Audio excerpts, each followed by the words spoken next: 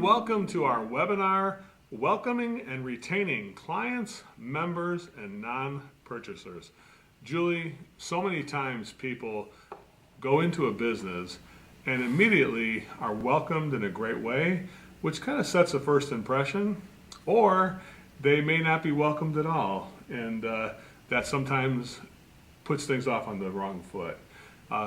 Why is this such an important meeting today? We're going to talk about dealing with both clients, members, and also people who have not purchased from the company. Could we go over those three different categories first, or how do you want to start this meeting first, Julie?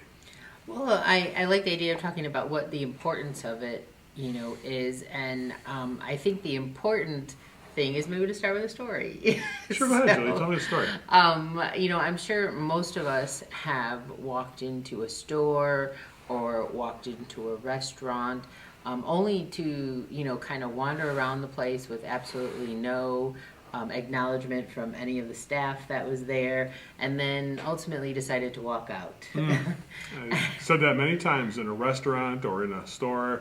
I walk in, I'm thinking that it probably don't have my size, and then I'm like, I'm not going to bother with it, and just wind up leaving. Exactly. And I know I read one study in studying up for this particular subject that said a survey they had done on 200 people that over 77% of them had done that same exact thing. So that's quite a few people, 77% of people saying that they walked out having that same exact experience at some type or another. Now, that's not constantly all the time, but it definitely tells you that this is a much needed subject that customer service people need to go over or have, that when we don't necessarily greet somebody right off the bat when walking into a store, or we don't talk to them or explain our services in the correct way, that this really leads to a customer, whether a new customer who's never purchased from us,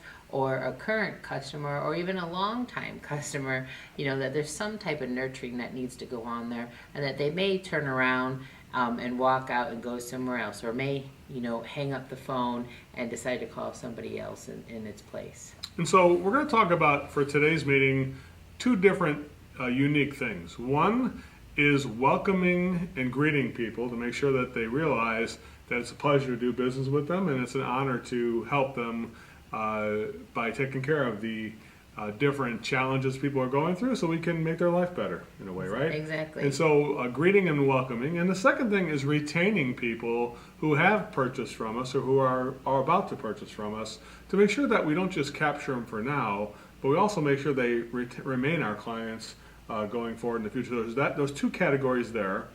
And then there's three different kinds of customers too, so not to overcomplicate this, but there are a way to greet somebody who is a loyal client who uses us over and over again.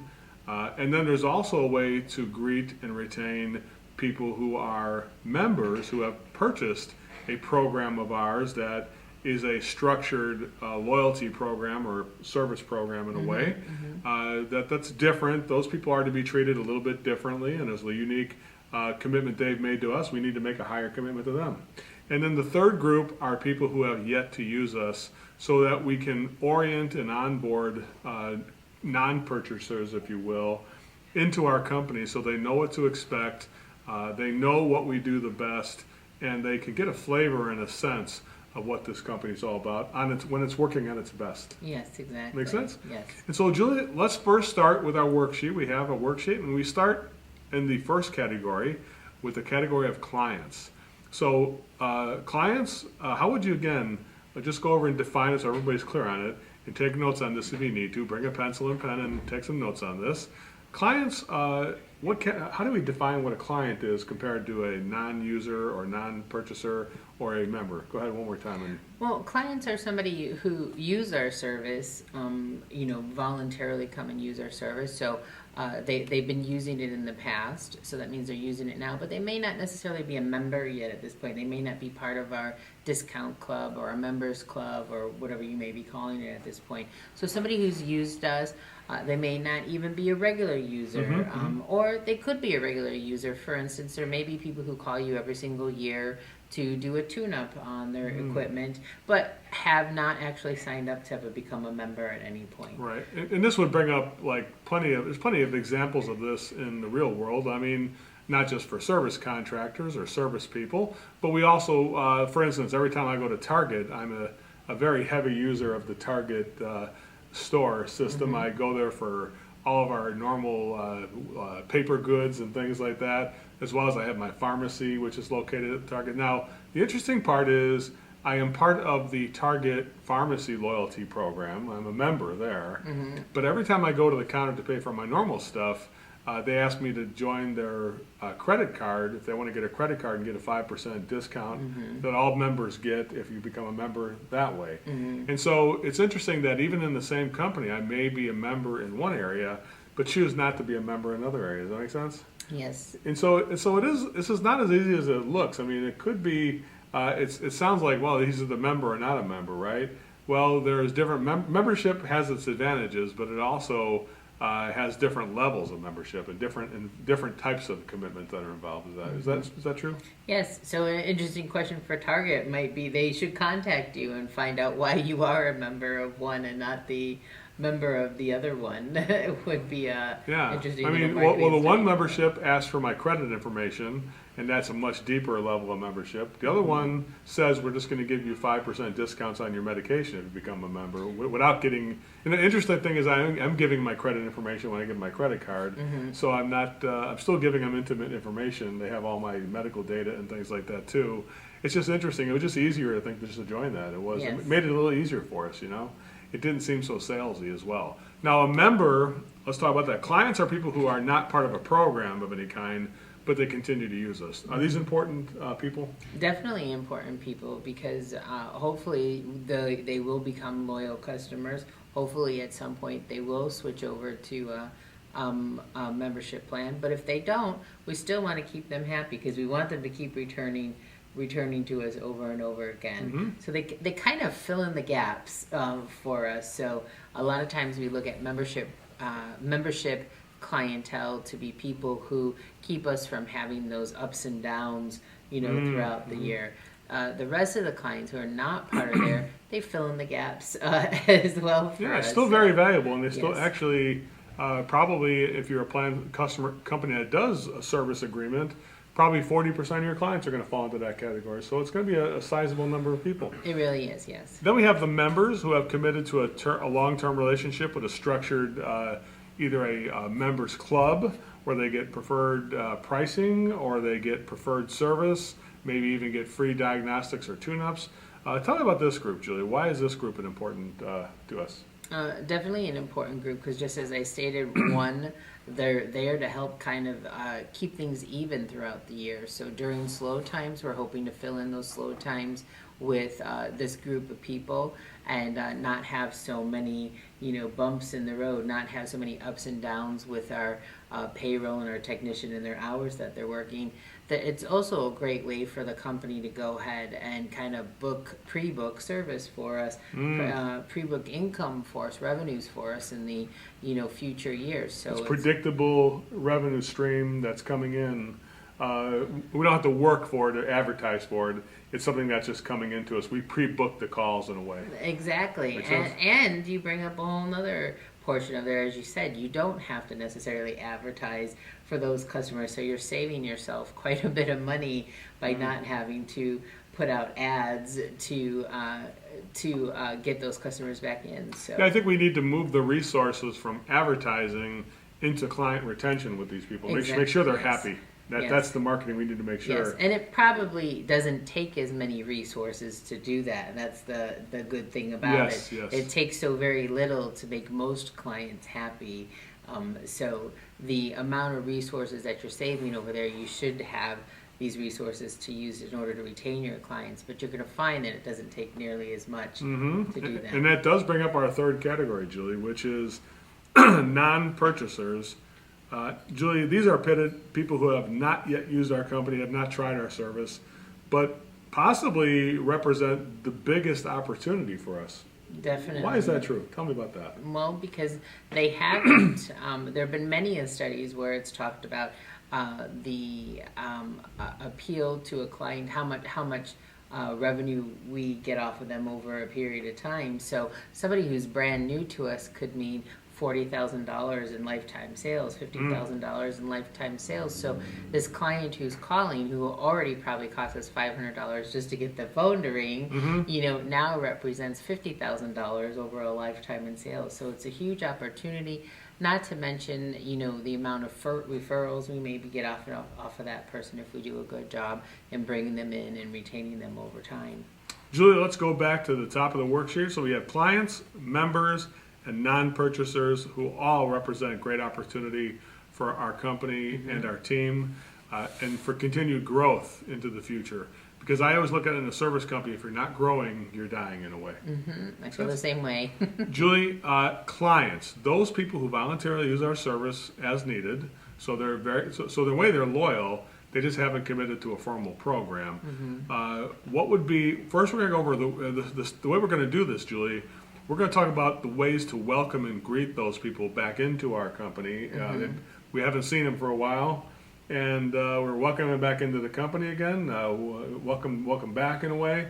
And then we're going to also say the retention. How do we keep them coming back, even if they're not giving a membership? We'll talk about that stuff. And then the final thing is, what's a good way to lose these people so we can stay away from that? So I think knowing how to keep them, knowing how to welcome them, and also knowing how we lose these people, so you can identify that if you do this, you're probably going to lose those clients as well.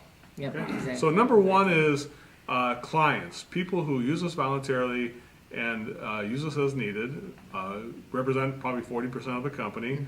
Julie, what is the way that when they first make that phone call that we should greet them? Is there something specific we should do to make sure that clients understand that we have a high intelligence and we do are welcoming them back, not that we're just getting to know you in a way? Well, definitely. It starts off by having yourself a good script when somebody calls in and making sure that we're greeting them in the appropriate way. But also, as you just mentioned, we want to make sure that we're recognizing them as they were a previous client, that we kind of act like we already know them, at this point.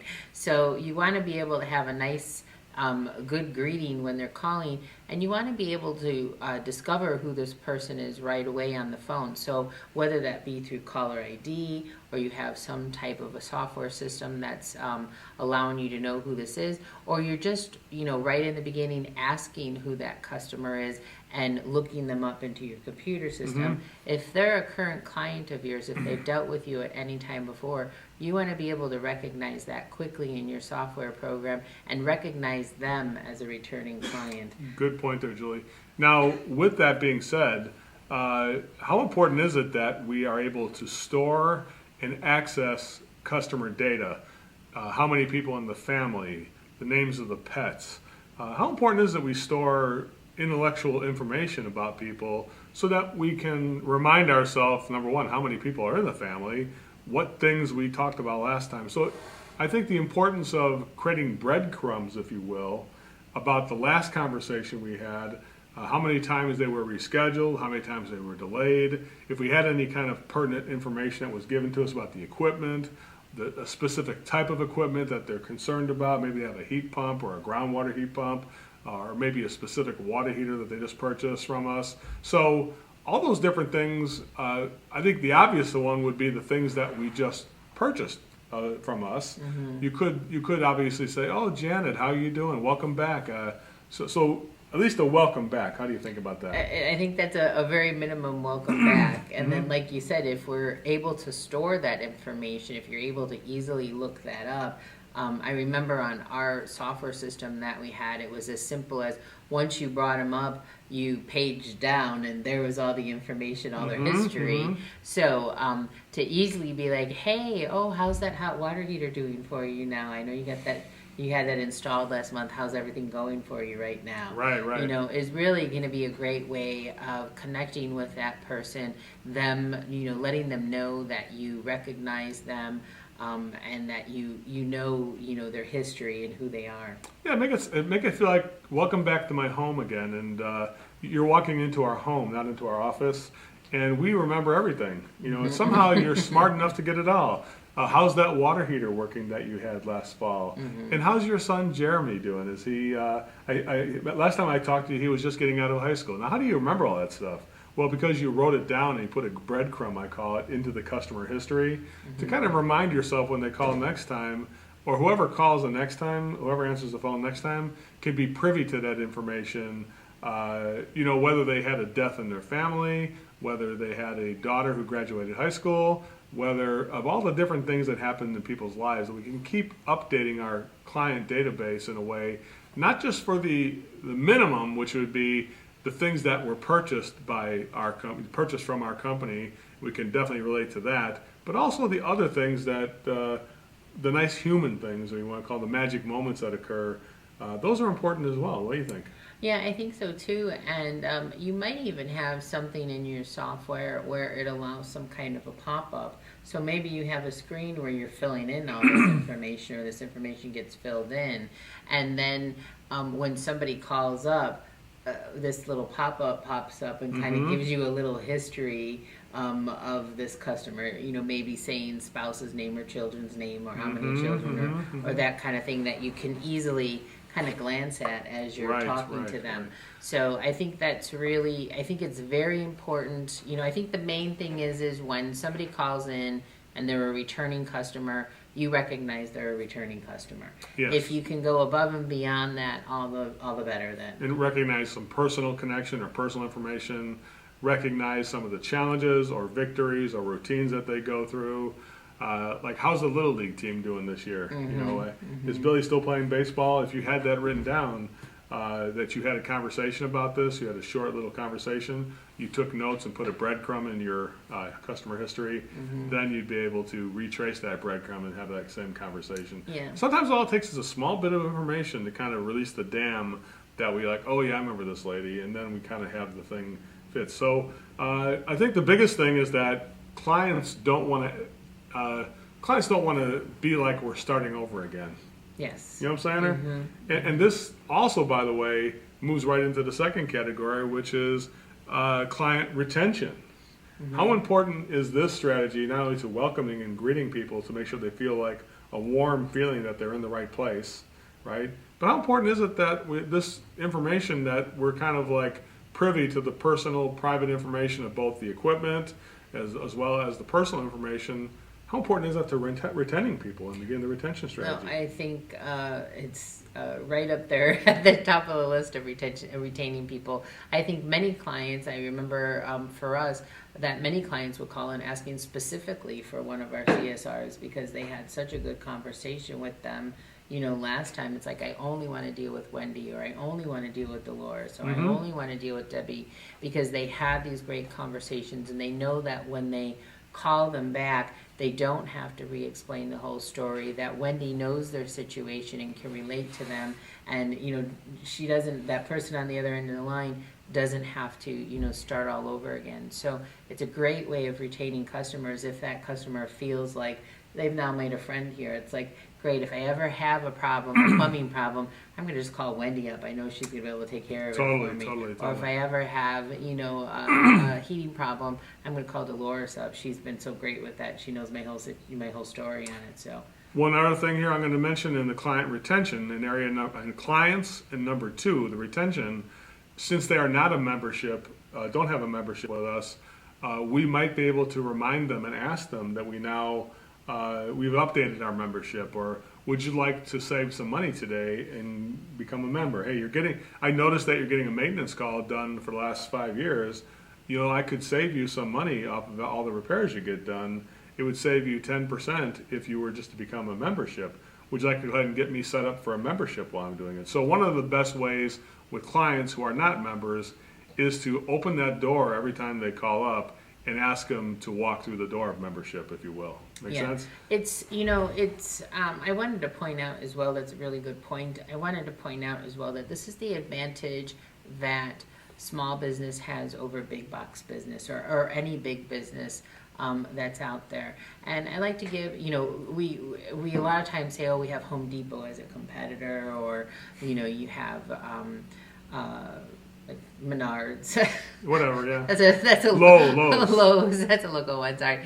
As a competitor, this is where you have the huge advantage because Home Depot and Lowe's cannot do this for every single. They have It's so impossible. many customers coming in. There's really no way for them to recognize. To me, Walmart, Home Depot, and Lowe's pale in comparison to an actual small business provider who can store this information and have relevant conversations with their customers about both personal things as well as the equipment things that we remember and documenting these things. We can create personal, intimate documentation that the big box stores just can't do, right? Yeah, they really can't. Talk about the thing with the retention, offering people that program again and again to let them know they could save money, let them know that since they're already a priority customer, why don't you join our service? I can set you up right now. I can take care of this right now. So that's the second thing. And then finally, I think the retaining is to make sure people are happy at the end. How about the happy caller, to make sure that if we have a client that used us, to ask them how the call went, to make sure that they're happy at the end of the call. How about that then? Yeah, definitely. I never get that from a big box store ever. So. Well, you might get it, but it's in the form of a survey. As a matter of fact, they might say, go online and fill out the survey and you can get $5 or whatever. Yeah, exactly. But that's a totally different thing to me. And, unless it's not the same. It's not a happy call. It's just a numbers game. You're just making a statistic. Yeah, it's really, I don't feel like I'm anybody with them. So again, an advantage that you have by really talking to people on the phone and connecting with them and then following up afterwards, making sure everything went well. You have this ability, another great advantage on something a Happy Call does that you can't really get on the big box stores is that you now have this ability to change things so quickly. Whereas when you have a Home Depot or a Lowe's and they're doing this on such a large scale, it has to go through so many departments and people and possibly even board members, at that point before changes can be made. When you're in a small company, a small business, you're getting feedback right away. You have the ability to change it that very day or that very next day. You don't get that in the other stores. So you have this great opportunity here as you're talking and connecting with clients to get feedback from them on how you can improve your services here, and this is what you're going to do in order to be able to retain it. And then, let's say a customer does have a suggestion. Next time they call, you're like, Joe, thanks so much for that suggestion last time. You're not going to believe it. We went ahead and implemented those changes that you told me about. And how's a customer going to feel about that? Maybe you give them a little, you give them a little money off, or you send them a special gift basket, letting them know that you did this. It's only going to make them feel all that much better. So then clients, we're going to welcome and greet them by telling them that thank you for calling back and welcome back. We appreciate it. Number two, if you can, refer to past purchases and check in on how those are working still. How's that new furnace working? How's that new water heater working? And then also check in on some personal information. And how's the baseball team doing this year? You guys got plans for 4th of July again for your family party like you had last year? If you took notes of those things, you could mention all those things. The retention part of it, obviously that personal information creates that retention opportunity, but so does introducing people to the membership so they can become more of a firmly committed member. Yes. And then finally, the retention would be doing a follow-up call to double check that everything was good on this call, that they enjoyed the service, they enjoyed the technician, everybody's happy, and they would recommend us to a friend. Maybe even send them send them to the website to give us a review for an online review as well. Yeah, and I also want to put in their thank you cards on the retention. Thank you cards, another one too. Yeah, making sure that you send a thank you card, you give a coupon for future services. Right. This was a huge one for us, one of our top marketing ideas. It doesn't have to be anything fancy in any way. It doesn't have to be all digital, nice 4-color with photos on it. We just did a simple 3x5 kind of lime green type of card that got sent out with a $50 coupon or whatever you want to make your coupon on the back, and that was huge in getting customers to come back to us over time. So let me go over the ways that you can repel clients, people who have used you, but there's no guarantee they're going to use you again, Okay. right? Here's a way to repel clients. Number one, when they call, you can't find their records. Like you have no idea who the person is. Matter of fact, you're saying, I have no idea. You don't come up on our computer. I have no record of you anywhere in the system. What's your name again? And maybe you make them. So another way of doing it is to do this in a combination of efforts. I call it the death spiral of losing clients. Number one, keep asking people to repeat over and over again the same information and act stupid like you can't find that information in your computer system, and then blame the client by saying, are you sure? Did you change your name? Those are big ones. Did you recently get married or something like that? You know, and so you start blaming the client because you can't find the information in your computer system. Oh my goodness, it makes me just want to just leave that company like right now. I don't want to wait 2 seconds. Don't tell me about a way I could save money and then make me find out on my own, and then I'm going to complain. So all these years I could have been saving 10%. That would have been like $2,500 I would have saved. Yeah. How come you never told me that? Yes. And it's like, I don't know. I just didn't think you were interested. It's like, what kind of service is that? I want my money back. And also they're going to be asking for money back. Another way of screwing up clients is when they do have a concern, take long to handle the concern. That's a good way to lose people who have not yet committed. It's like nobody wants to commit on a long-term basis to a company when they can't handle any kind of concern.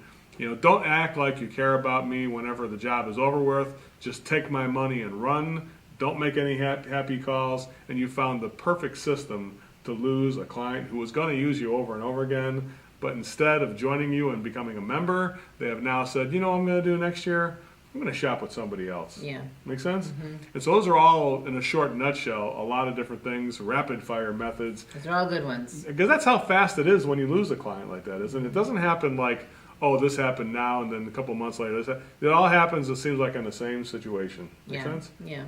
Yeah, I think most people too, if they're just, most people, I think, tend to give people, a second chance and even a third chance a lot of times. So it's like when you're really blowing it, you're blowing, unless you just totally blew it the first time and you just hit all those points you just made there all in one. But don't update the account. So when a woman gets divorced from her spouse, you keep mentioning the husband, and she keeps telling you like 3 times on the same call that I got divorced 2 years ago. Well, you need to update your records. Yeah. And you just ignore it, and you keep calling.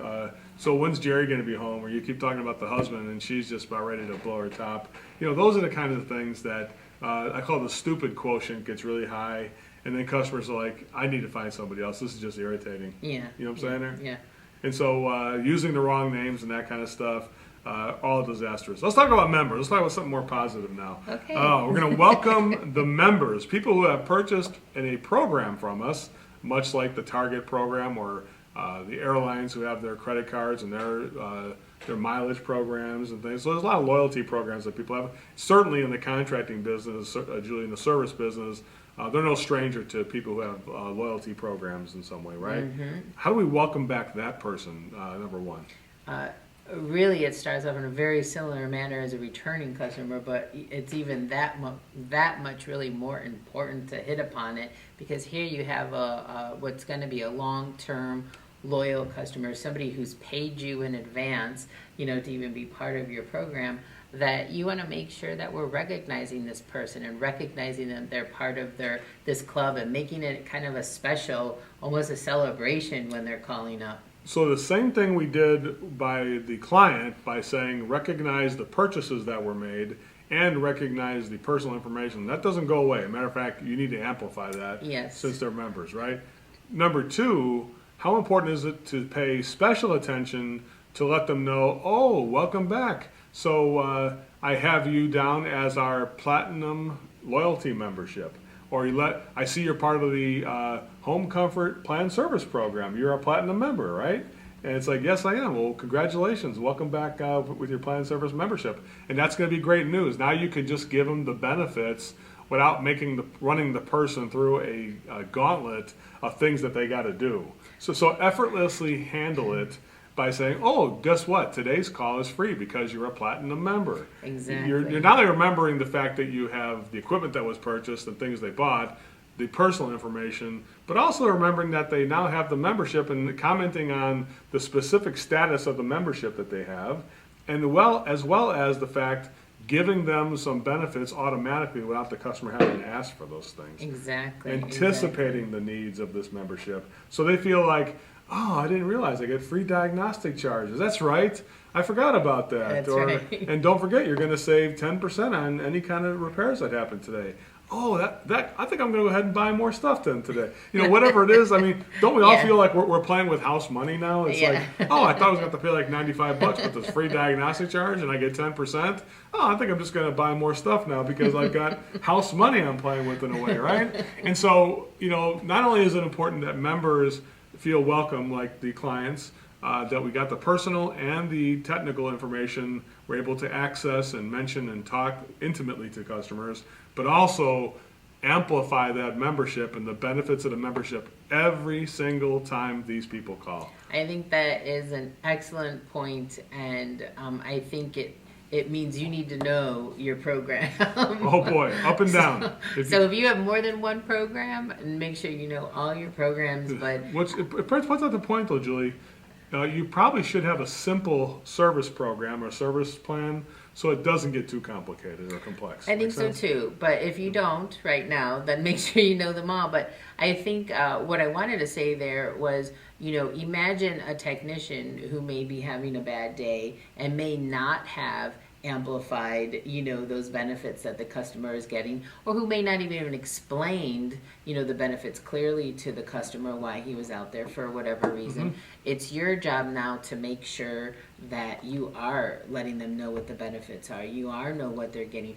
And it's like you said, I mean, you kind of, if maybe not everyone's going to feel like they're playing with house money, like, oh, I'll spend more, but you do, at very minimum, they're going to be relieved that we don't have to spend anything at this point. And So they feel like they're more of a premium status, like their self-esteem Oh, yeah. is higher because, oh, I'm not just a premium customer, I am part of the elite service club. that everybody loves to saves- be part of the elites, whatever. Well, I mean, I belong to the United Airlines Miles Club, where I have the American Express Club I belong to, right? So I'm able to go into the lounge when I go to the airport. So instead of sitting with the real people, I get to go into the lounge and go with the elite people, the Sure. business people and things like Sure. that, right? So and what do I get in there? Really nothing. I just get some peanuts and a bottle of water, to be in that membership. And a nice comfy seats. In a nice comfy seat with no internet. I can plug in my phone anywhere. I don't have to compete with 80 people to plug my phone in. I've got chargers everywhere. So what do you really get? Just the normal things, but I'm not getting the negative things, right? So which goes along with the membership. When you welcome people back, it's important that you amplify those membership. Now, for retaining people, it's also, those things blend together very quickly. Sure. You're going to lose membership if people don't see that they're getting that benefit from this membership.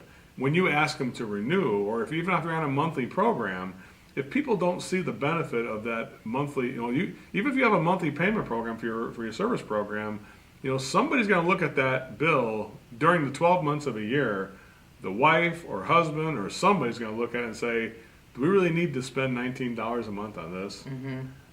And then they're going to say, let's go ahead and cancel that. We'll just call them when we need them, type of thing. During the worst month of the year, that's what they're going to do. As opposed to, do we want to do that? Because now we lose our elite status. We lose our membership. So when you have members canceling, basically you're showing that you're not amplifying them as something special.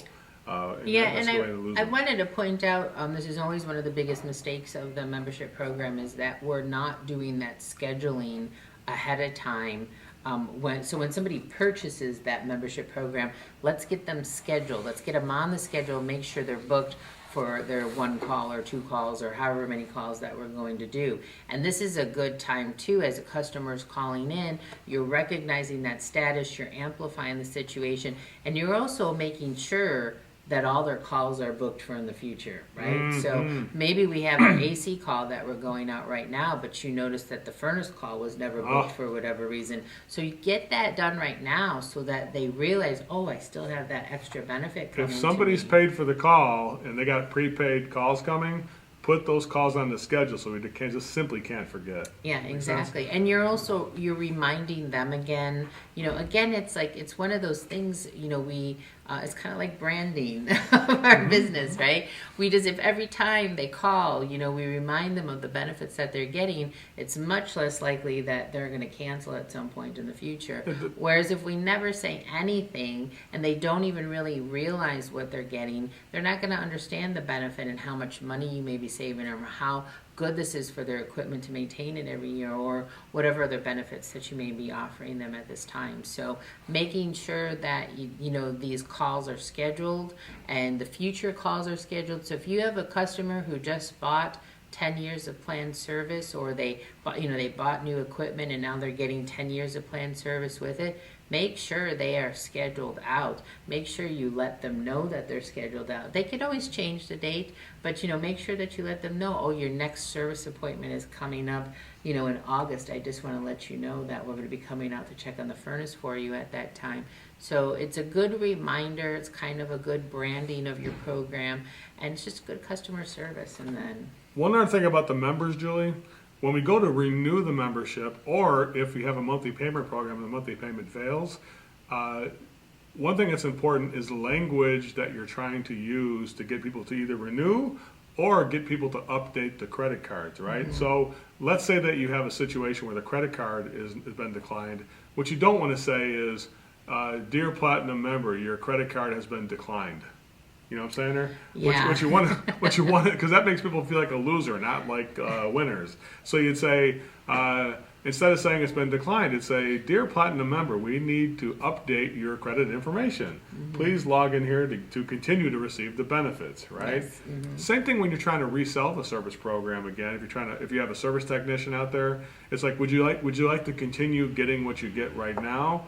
Or do you want to give up those benefits that you get right now? Do you want to continue to get the 10%, the free diagnostic? Like, you think you'd be done with selling it once you sold it? When you got to renew it, you got to remind people those benefits. So when you're trying to update people, or the credit card declines, or you need to renew that service plan, you need to just ask them, do you want to just continue the program you're on now, or do you want to lose those benefits of the free diagnostic charge and the rest of it? How do you want to go on this today? No, let's keep it going now. So you don't need to ask them, do you want to renew, or do you want to, like as if they got to take an action. So make it sound like there's really no action to be taken.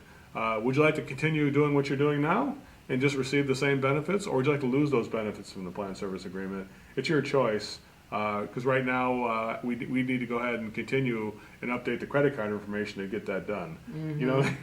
I just need to get your credit card to update it so I can get it done. And hopefully, if this is something that's been reinforced, where you're letting them know what the benefits are, you don't even have to go back into explaining what the benefits are. They're just like, no, I want to keep it the benefits. But at worst case scenario, I don't they're want to going lose to be like, those benefits. oh, could you re-explain the benefits to me again at this point? So that may may be the situation. Yeah. Totally got it there, Julie.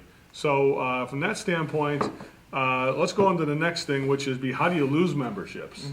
Well, obviously you lose memberships by not giving them what they paid for. How do you lose memberships? People pay for a maintenance call, or they pay to get the thing maintained. That's the number one thing. And you don't go out there and get it done. Yeah. You fail to get the work done. And so that's one big thing. Second thing, you don't give them you don't show people that they've received. You're going to give people a discount when they purchase something. Show them how much of a discount they received.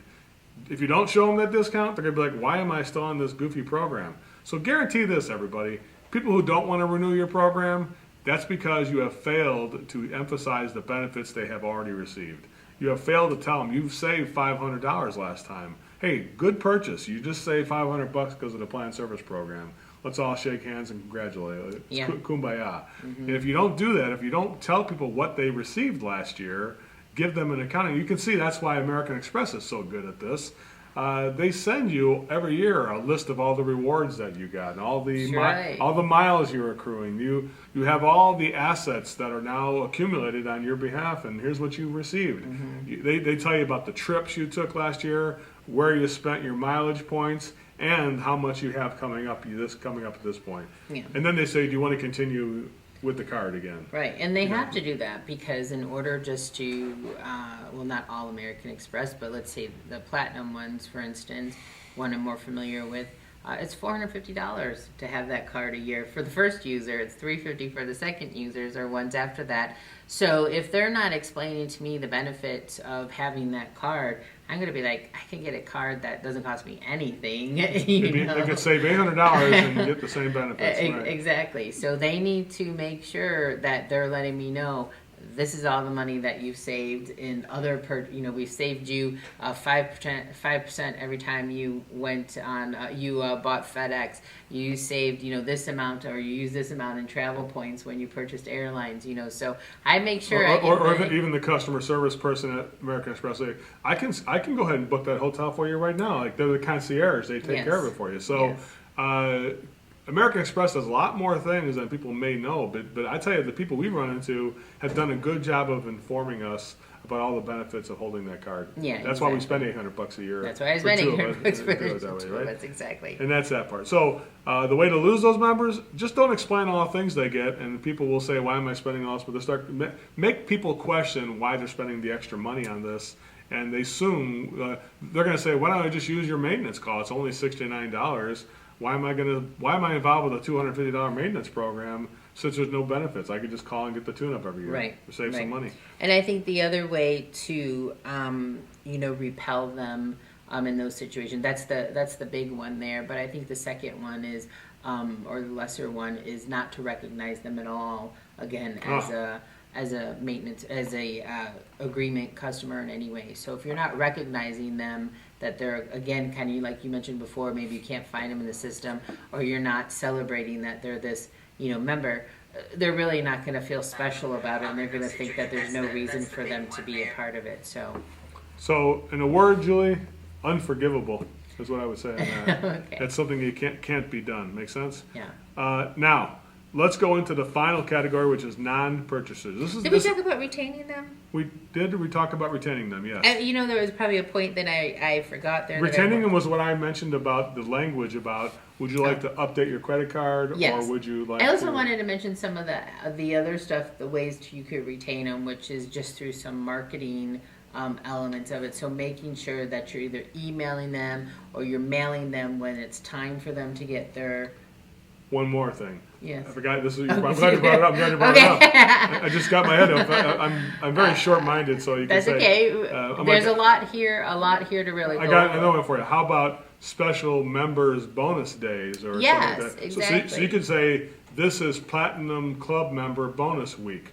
Everybody gets this bonus. You get free something if you were to book a call this month. Mm-hmm. Or I call Service Member Tuesdays. They get 30% off on Tuesdays. If that's your slowest day of the week, you could book on get the schedule to be booked on Tuesdays. That is awesome. If you know your schedule, that's the purpose of having these memberships is so, again, we can fill in those slow times of the year. Yeah. What better way to fill in the slow times of the year than to offer those kind of bonuses during that time? A service membership appreciation party. Yeah. You'd have around the holidays. Come over. I remember we had the thing at a barbecue at our shop. Mm-hmm. Only for service plan members could come in and have free pig roast and corn and a bouncy tent with the kids. Yeah. We invited only our service plan members to do that.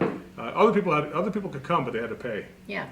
These people have already paid. We're not going to charge those. No, people. exactly. So, I remember at Rosenthal Heating and Air Conditioning, one of the companies we did consulting for, if you're part of the planned service program, they had an event in town called the Day in the Country, and you got to park at their shop for free. Normally, people were charging $20 a car for parking. Yeah. Well, if you're a Planned Service Club member, you could actually park for free and save $20 when you go to Day in the Country. And that was awesome because they were right there on the main street with a huge field to park in. So it was like it was a huge and they would have a benefit. free ticket to the pig roast. Everybody would get a free ticket if you're a Planned Service member. It was outstanding. So a lot of great things that we're just touching the iceberg, obviously, on the tip of the iceberg on this whole thing. But I'm glad you brought it up and slowed me down a little bit there. Thank you so much. Then we got the non-purchasers, Julie. This is a big opportunity.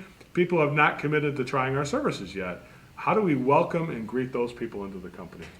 Definitely, with a warm greeting, like we've talked about already, so you still want to have that pleasant, warm greeting, and you want to be discovering who they are, what their name is, you want to introduce yourself, and you want to make sure that you're telling about our services at this point. You want to you want to guide them through that funnel that we have so well scripted, or in so many different scripts that you use, but so well scripted. Guide them through that funnel on how your company works here, because if they're calling in and they're seeing that you're unsure about how to answer the phone, you're unsure about what kind of services that you offer, they're going to not want to use you. They're going to be unsure about using you, and that's kind of what the result's going to be in those situations. So make sure that you have a really warm, welcoming greeting, making sure that you have a good script on how to guide them through your sales funnel, your process there through the company, so that they understand how things work. And the better you do that, the better of a customer they're going to be long-term for you, really. Because once they understand that you sound, they see that you sound very competent and very confident on the phone, they're going to definitely want to continue to use you. They're not going to want to try to come in and start, asking you to lower the price, or can you, make a deal with me on this or whatever. They're going to see that this is a, real company that I'm dealing with here. And if they don't see that, then they're probably not going to be the customer for you in the long term anyway. So. Well, I think the first two, clients and members, we talked about having the equipment information as well as the personal information. I think, how important is it for non-purchasers who are new to the company that we take the additional time to get to know people as people and maybe start to compile some of this information? So when somebody calls and they mention their kids, we have a conversation. How many kids do you have? What are their names? And how old are they? And to have a little bit more time with these people, I mean, that's probably the thing that's going to give people trust or the willingness to spend a little extra money. Somebody who's a price shopper probably won't be worried about the price so much when they realize these people are just really nice, and it costs a little bit more money. I'm going to go ahead and use these people because I just like them. Yeah, I think that's really true. I think it's very important. There's a time in our history where I probably would have been like, no, you got to get off the phone in 90 seconds or 2 minutes or whatever. But the truth is you're going to save so much time with those other clients, because they're already going to know your system. You don't have to necessarily, even though you don't have to go through the same process now at this point. They know what's included. You're going to get a lot of people once they've been using you. Don't worry, Julie. Just go ahead and get me scheduled. I'm all set. I know how it works here. I'm good with it. These are the people now. You're going to spend some time with them explaining how things work here, explaining. That's a good point. I mean, when you walk into a Starbucks, it can be overwhelming. You got, what do I do? Where do I go? I mean, thank goodness they have a sign that says line forms here, an arrow next to a line. Yes. And it's, you walk over here, you look at this, you order here, you look at the menu. So you kind of get a sense of how the flow works. And they're kind of directing you, well, what do you do? I was just at a place called Which yesterday near the Target, and they had a thing, number 1, select your bread. Number 2, choose your meat and vegetable. Number 3, get your topping. Number 4, go to our cashier and order your sandwich. Number 5, wait over there for the sandwich. I mean, it literally told you step by step. So here's the thing about it, guys. It's comforting. It is. It's like, these people know they got their I don't have to think. Here's what we do. Here's how it works here, right? So number 1, don't be afraid of having empathy and personal conversations with brand new people to get a sense of who you are and who they are. So we can all, because you're going to invite these people into your family as non-purchasers to become either a client or a member in the future, right? It's important that we set the tone from the very beginning. Number 2, give them a tour about what we do here and what's normal. So if somebody says, how much does it cost for a fan motor? It's like, well, let's go ahead and do this. Let me get your name and information. I'm going to put you on the schedule. We're going to have a technician come out there, and he'll let you know what that takes to do that. What was your address? And so you have a system. You had a 3-step process where you shift the focus off of the thing that we don't do, which is give prices on fan motors. So you don't say, we don't give a price on fan motors. Hey, what's the price on a water heater? We don't give prices. Now people are like, what the hell's wrong with this guy? It doesn't sound very welcoming. The last 5 guys I called gave me a price. What's wrong with you? So it's like, can I get a price on a water heater? That's not a problem. I can help you with that. Here's what we do. Let me go ahead and get your name and information. I'm going to go ahead and put you on the schedule, and then I'm going to have a technician give you all the prices and a range of solutions you can choose from. What was your address? And then you're moving it toward that. So basically, tell people how it works here, and then get them on the schedule, because that's how you know somebody goes from a non-purchaser to a member or a client because you have guided them and put them on the schedule. So step 1 for a non-purchaser is the first purchase that's made is to get people on the schedule. Make sense? Yep. And that's that part there. Number 2, how do you retain those people?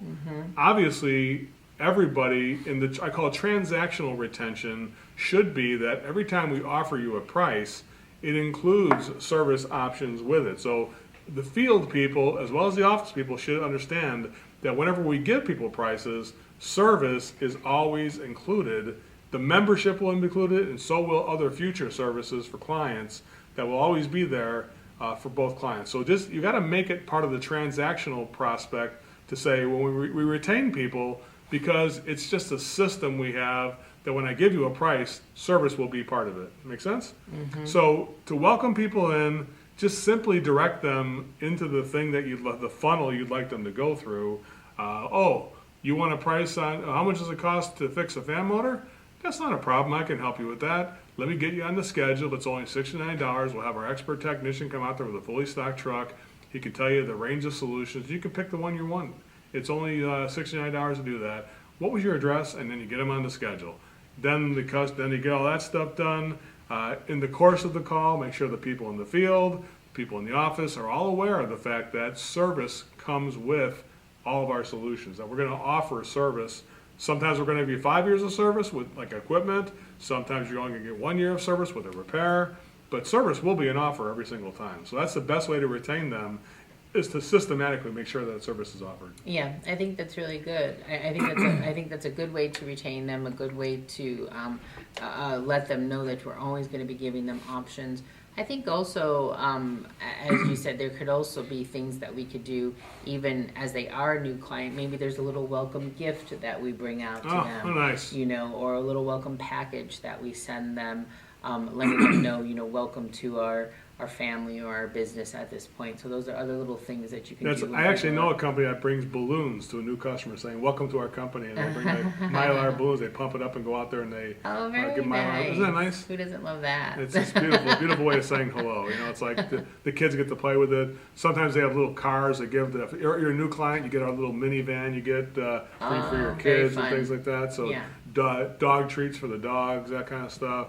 You know, so basically in a way saying, it's an honor to be here for you, and thank you for the opportunity. Yeah, right. yeah. I think when it comes to retention of non-purchasers, just always thank people for the opportunity, whether or not they decide to go with your company. Because a non-purchaser right now could be a future purchaser once they try somebody else. You know, so what's going to happen is they didn't purchase from you because you were maybe too much money right now, or the perception of your value was not high enough compared to what it would cost to do it.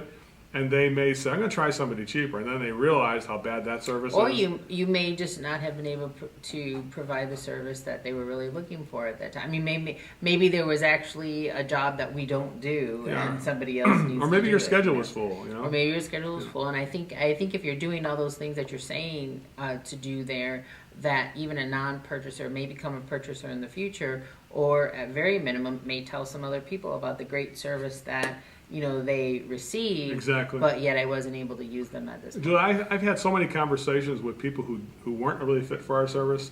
I had a guy call me up. He said he's thinking of starting a landscaping business.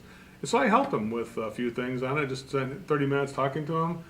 This guy gave me 5 referrals of heating and air conditioning and electrical businesses that he referred to us in Tennessee, because he was so touched the fact that I would help him with his business. He said, so now I know some buddies that are going to use your service. I'm going to make sure they do. I have a carpet cleaning company in Atlanta, Georgia. Same thing. He wound up referring me 5 or 6 air conditioning and heating companies because of the fact that I'd helped him, even though we don't do carpet cleaning. Makes sense? Now, how do you lose non-purchasers for good? This is easy. Ignore them. Don't answer the phone when they call. Always use the word can't and don't. Like, we can't get out there today. No, we don't give prices on the phone. I have no idea what it costs for a water heater. So let people know you don't know things. Tell them can't and don't. And that's a sure way to look ignorant and therefore lose a new non-purchasing customer. Yes. That might purchase in the future if you look like you had yourself together. Yes. Make sense? Yeah, that's very good points right there. Julie, I can't tell you, so many people in the service business, they act like I've been doing this for years. Is it possible, we talked about ways that you could greet people and welcome them, retain them, and also lose people and repel people. Is it possible that somebody could be doing this job for 20 years and repel people still to this day? that they've been doing it the wrong way, and they continue to repel people? Yes, I'm sure I'm sure there's plenty of people out there who have done that, but I'm sure their businesses have dwindled to next to nothing. Kind of things, like maybe they were in business and they went out of business, and then they went in business again, they tried it again, and then went out of business again. So. Julie, as we start talking about this information, at first when I start talking about it, like, well, who doesn't know how to do all this stuff, right? Yeah. I first start kind of like in my head saying, is this really going to be a good meeting today? But I start realizing before I start preparing for it and realizing there's nothing needed more than this for the customer service teams of all the hardworking service professionals in this country. I mean, the hardest working people in this country, people who sacrifice their families, they sacrifice their finances, they sacrifice their time in the service of other people, putting other people's families before their own families. That's the crime that these people suffer. People like you who are out there today suffering because you simply don't know all this information. So do me a favor, your ego is not your amigo. If you think you got it made, let's make sure that we're doing everything we can to personally welcome and greet people, to do the best retention efforts we could do for both clients, members, and non-purchasers, as well as to make sure that we don't do things to repel people and lose customers. Very good. Yes, I think that's great. A great way to end our show today. Stuck the landing. You did. Right there. That's all we have for now. Of course, the best information, Julie, takes place over at contractorselling.com. Any of you who want to watch the recording of this or get the worksheet, just join as a member. It's only $89 to join us, and you get access to all of our live total immersion training, as well as our recorded total immersion service technician and salespeople training. Our office staff training is all up there at contractorselling.com. Some people have said it's a business in a box, Julie. That's very true. We've had people tell us that. We've had many people tell us that. All you got to do is go there. It's $89 to join us, as well as go to Facebook and look up Contractor Selling and join us there and follow us there or like us there.